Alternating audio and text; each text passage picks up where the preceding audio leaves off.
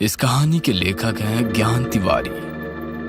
एक छोटा सा गांव था बरुना, जहां की आबादी बस कुछ लोगों की थी।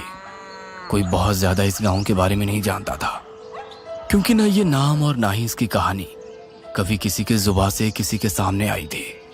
रात के समय इस गांव में कहीं रोशनी होती थी तो एक हिस्सा अंधेरे में भी घिरा रहता था, और जो हिस्सा अंधेरे में घिरा होता था उसके बारे में गांव के लोगों का कहना था कि अक्सर वहां की जमीन में से कुछ धड़कने की आवाज आती रहती थी, और चीलें जो दिखाई नहीं पड़ती थी उनकी भी आवाज यहाँ घेरा बनाए रखती थी।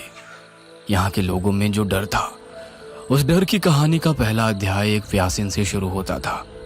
प्यासीन, जिसकी कहानी की दहशत उस गांव के लोगों के दिलों में थी। शाम का वक्त और लोग अपने अपने घरों को लौट रहे थे।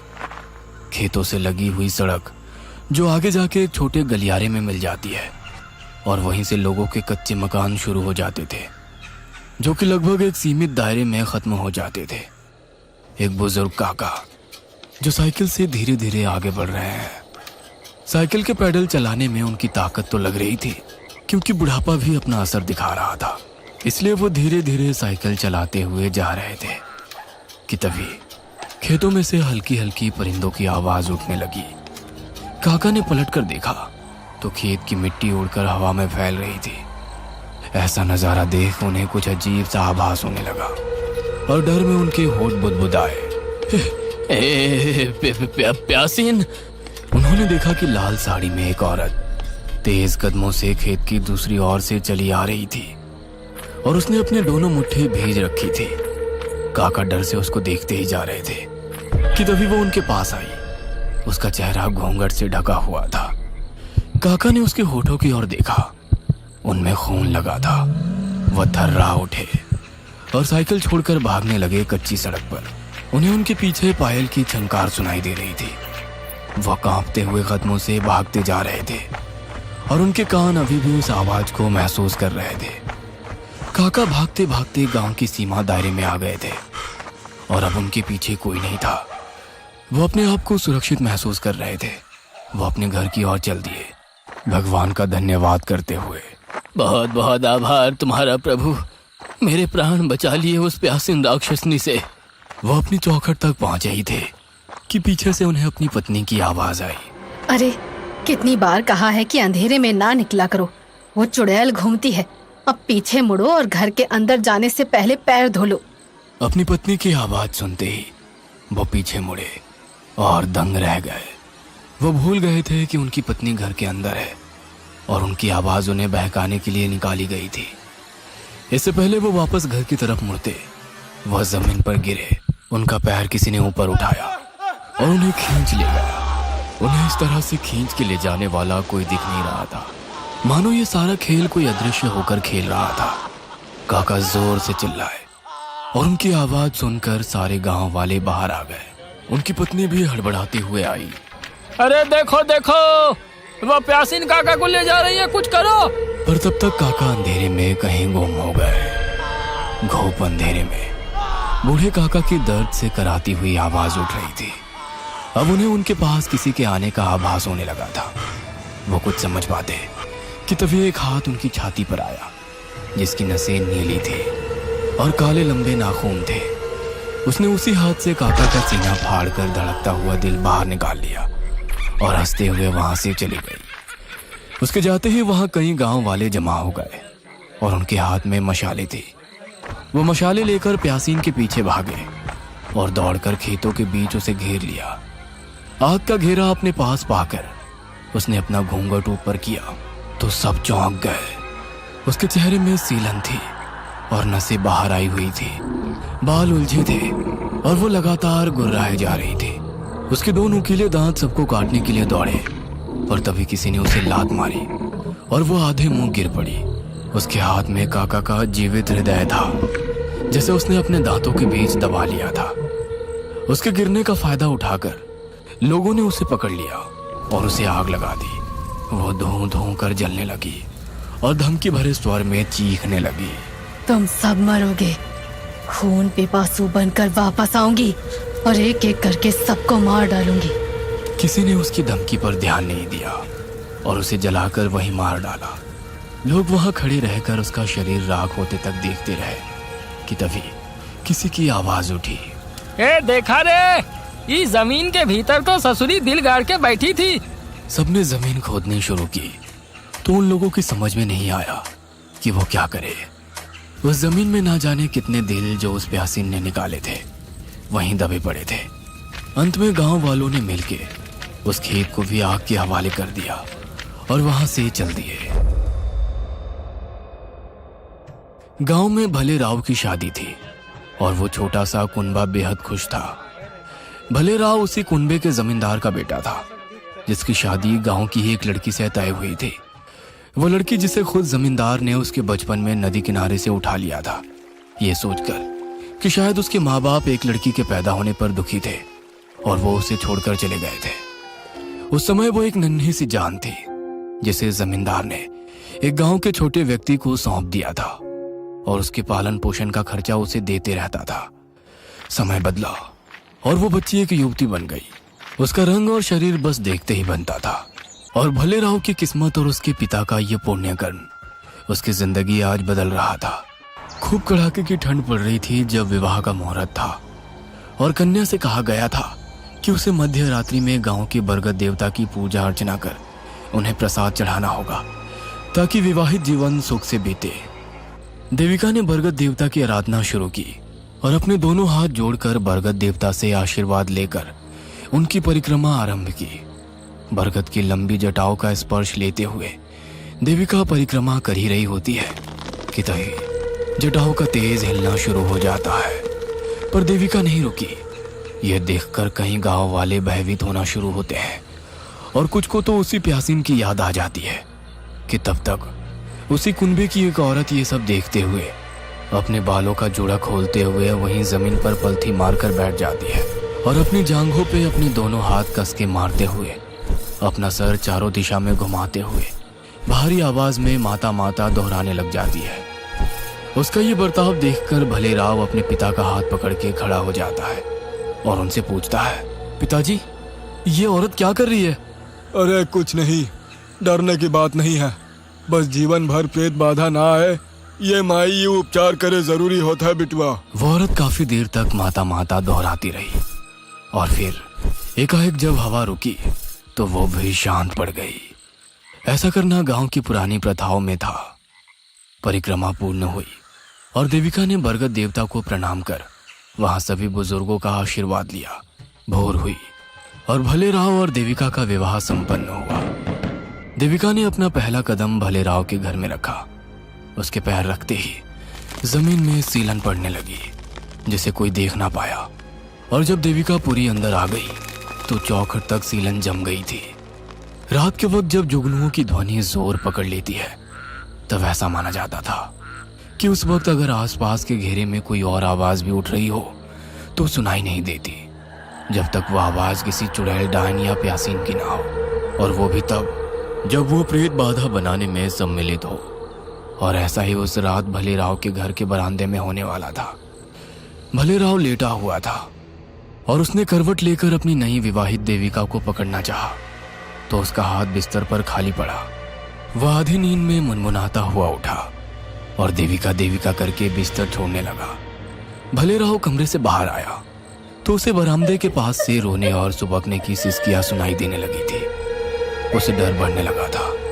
भले राव ने अपने आप को छुआ तो उसके रोंगटे खड़े हो रहे थे। वो क्या, कोई और होता तो उसकी भी गिग्गी बंध जाती, क्योंकि गांव देहात में तो ऐसा रोना अशुभ ही माना जाता था, और वो भी जब किसी बाधा का साया लगने वाला हो। तब तो इससे खौफनाक मंजर दूसरा कोई नहीं था। भले राव देविका को ढूंढते ढूंढते बरामदे तक आया तो उसे देविका बरामदे में बैठी हुई मिली। उसने देविका को पीछे से आवाज लगाते हुए कहा, देविका, देविका, घर में कोई रो रहा है, तुम अंदर चलो, पिताजी कहते हैं ऐसा रोना ठीक नहीं होता, आओ देविका। ऐसा लग रहा था जैसे देविका के कानों में भले राव की आवाज पहुंच ही नहीं रही थी। वह देविका देविका बोले जा रहा था कि उसे रोने की आवाज फिर से आई। वह आगे चल के आया तो उसने देखा कि देविका घुटनों के बीच अपना सर दबा के बैठी हुई सिसकियां ले रही थी। वो उसी तरह रो रही थी जैसे कोई चुड़ैल।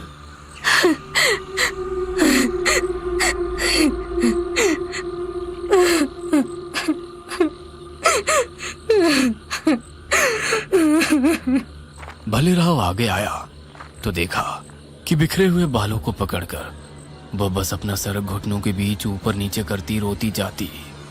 भलेराव ने डरते डरते अपना हाथ उसके कंधे पे रख के उससे कुछ पूछना चाहा कि इससे पहले उसकी नजर ने कुछ ऐसा देखा जिसने खुद ब खुद भलेराव को जमीन पर पटक दिया था। उसके पिता सामने दीवार के पास मरे पड़े थे। उनकी गर्दन पर गड्ढा था और खून बाहर बह रहा था। भलेराव चिल्लाया, पिताजी! भलेराव ने वापस देविका को देखा। इस बार उसने अपना सर उठाया। उसके चेहरे पे नसें जमी हुई थी, बाल बिखरे थे। लाल साड़ी में वो उतनी ही भयानक लग रही थी जैसे एक जमाने में प्यासीन थी, और वो लौट आई थी जैसा कि उसने मरते वक्त कहा भी था कि वो खून पिपासु बनकर वापस आएगी और किसी को जिंदा नहीं छोड़ेगी। वो देविका के रूप में वापस आ गई थी। वो उठ के भलेराव के पास आई और धीरे स्वर में कहने लगी, राव, तुम्हें मुझसे घबराने की जरूरत नहीं है। इससे पहले मुझे मारा गया था और अब मैं लोगों को मार रही हूँ। जैसे मैं जीवन चक्र में योगदान देती हूँ, वैसे अब तुम भी मेरे जीवन चक्र में अपना योगदान दो। तुम मुझे खून लाकर दो और बदले में मैं तुम्हें तुम्हारा जीवन दान में देती रहूंगी।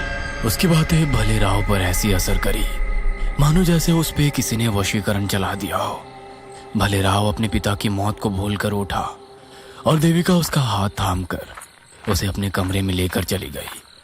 अंदर पहुंचकर देविका ने भलेराव की ओर देखा और भलेराव उसकी खूबसूरती में डूब गया। अगली सुबह भलेराव ने खुद को अपने पिता का दिल उनके शरीर से काट कर अलग कर दिया था और उसे निकालकर देविका के हाथों में सौंप दिया था किसी तोहफे की तरह। उसने उसे सूंघा और अंदर चौके में ले गई। भलेराव बाहर इंतजार करने लगा। थोड़ी देर बाद देविका बाहर आई। उसके हाथ में थाली थी जिसमें पका हुआ दिल रखा था। दोनों ने उसे खाया। देविका ने चस्के लेकर तो भलेराव ने देविका के वश में। खाने के बाद देविका ने भलेराव को कहा कि रात होते ही हर रात में उसे शिकार लाना होगा। भलेराव ने हाँ में सिर हिलाया और देविका के आगे झुक गया। भलेराव रात होते ही दबे पांव घर से बाहर निकला। उसने अपना चेहरा एक लाल कपड़े से ढक रखा था ताकि वो पहचान में ना आए। वह हर घर के पीछे से झांक कर देखता कि सब लोग सोए हुए हैं या नहीं, और जिस घर में उसे मौका मिलता वो उस घर की जानकारी देविका को दे देता और फिर हर एक रात कोई ना कोई प्यासीन का शिकार हो जाता। जब घरों में लाशें मिलने लगी तो लोगों को यकीन हो गया कि प्यासीन वापस आ गई है। डर उनकी नसों में वापस उन दिनों की तरह दौड़ने लगा था जब खेत में लोगों की लाशें मिला करती थी। अब तो सब अपने अपने घरों में कड़े ताले लगाने शुरू कर दिए थे और साथ ही घर का एक सदस्य पहरेदार बनकर बाहर खड़ा रहकर घर की रखवाली में लग जाता। जैसे जैसे रात गहराती जाती थी प्यासीन का खौफ बढ़ता जाता था। एक रात किसी ने एक आदमी को देखा जिस पे उन्हें गाढ़ा शक हुआ, तो उसने उस आदमी का पीछा किया। पीछा करते करते वो खेत तक पहुंच गया था जहां उसने देखा कि वो आदमी किसी औरत के साथ मिलकर खेतों में कुछ गाड़ रहा था। उसे दूर से कुछ दिखाई नहीं दे रहा था और उसके बाद वो दोनों उस आदमी की आंखों के सामने से ओझल हो गए। वो आदमी वापस अपने गांव की तरफ लौटा तो सहसा ही उसकी नजर एक घर की कच्ची छत पे गई जहां एक औरत उल्टे पांव बैठकर कुछ सूंघने में लगी थी। उसने उसे देखते ही चिल्लाना शुरू कर दिया तो वो औरत एक छत से दूसरी छत पर छलांग लगाते हुए भाग निकली। दोनों ने उसे भलेराव के घर में घुसते हुए देखा। लोग भलेराव के घर के बाहर इकट्ठा होकर शोर मचाने लगे थे। भलेराव घर से बाहर निकलो, तुम्हारे घर में प्यासी घुस बैठी है। भलेराव बाहर आया। वह पसीने से भीगा हुआ था। अरे क्या हुआ? काहे के मारे इतना शोर मचा रखा है? हाँ, भीड़ में से निकलकर एक आदमी सामने आया और बोला, अरे तोहार कुटुम्बा हुई चुड़ैल, वो प्यासीन अपना घर बनाए बैठ गई है, उका बाहर निकाल। कैसी बात करता है रे तू छगन? मालूम नहीं का ये घर हमरा है, हमरा यहाँ कोई प्यासीन नहीं है। लोगों के अंदर काफी आक्रोश जमा था। उनके घर के सदस्य मारे गए थे। वहां लोग मशाले लेकर इकट्ठे हो गए थे। वो शोर को कम नहीं पड़ने देना चाहते थे, इसीलिए लगातार अपनी आवाजें ऊंची किए जा रहे थे। अंदर बैठी देविका जो प्यासीन के रूप में थी उन आवाजों से परेशान होने लगी और अपने नुकीले हाथों से अपने कान पीटने लगी। और थोड़ी देर बाद जब बाहर खड़े लोग उसे पकड़कर मारने की जिद पर अड़े थे वो बाहर आ गई। आग की रोशनी में उसका चेहरा बड़ा ही भयानक लग रहा था। वो गुर्राते हुए उनके बीच आ गई। उसके आते ही लोगों को सांप सूंघ गया कि तभी उसने एक बच्चे को अपनी पकड़ में ले लिया और भारी आवाज में सबको धमकाने लगी। मैं खून पिपासु हूँ, खून पिपासु।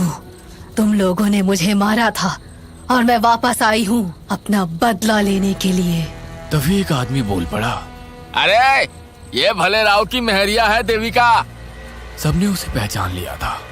उसके बाद सब एक एक करके उस पर टूट पड़े, पर वो लोगों को अपनी पूरी ताकत से धक्का देते हुए बच्चे को अपनी जकड़ में पकड़ते हुए दूर हट गई। अरे कोई उस बच्चे को छुड़ाओ, इस चुड़ैल को बरगद के पेड़ से बांध दो। लोगों ने वैसा ही किया। उस पर काबू पा करके उसे बरगद के पेड़ से बांध दिया। वो चीखने लगी। उसकी दहाड़ अब भी लोगों के दिलों में डर पैदा कर रही थी।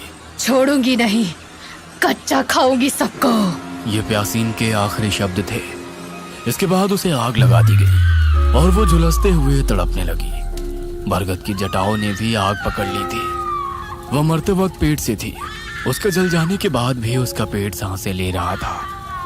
कुछ देर बाद उसका सर धड़ से अलग होकर नीचे गिर गया, जैसे उसी खेत में दफना दिया गया जहां उसने कई लोगों के दिल गाड़ रखे थे।